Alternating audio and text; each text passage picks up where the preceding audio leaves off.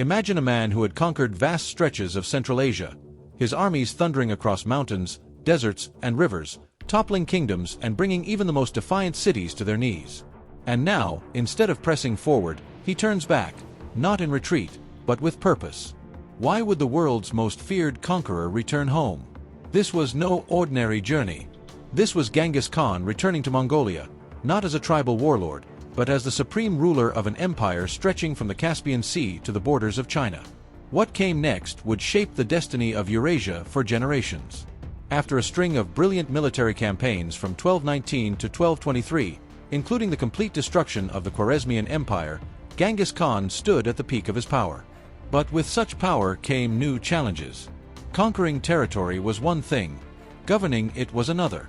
His return to Mongolia wasn't a retreat from war, it was a strategic move to transform the Mongol Confederation into a stable empire.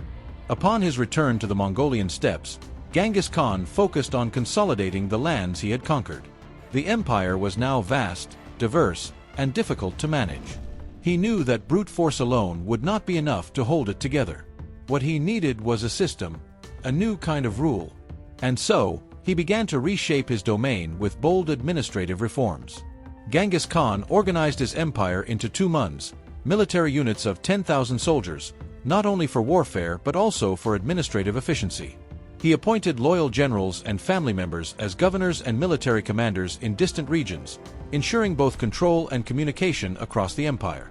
He also established a system of laws known as the Yassa. Though the full contents of this legal code are lost to history, what we do know is that it emphasized discipline, loyalty, meritocracy, and religious tolerance. The Yassa helped unify the diverse peoples under Mongol rule, giving them a common legal framework regardless of their ethnicity or religion. Communication was another cornerstone of his administration. Genghis Khan established the Yam system, a relay network of mounted couriers with rest stations and fresh horses at regular intervals. This allowed messages to travel rapidly across thousands of kilometers, from the forests of Russia to the borders of China. The Mongol postal system not only allowed the Great Khan to issue commands swiftly but also helped in the movement of trade, intelligence, and even diplomacy. It was a vital artery for the empire's survival and growth. Genghis Khan also promoted trade and craftsmanship.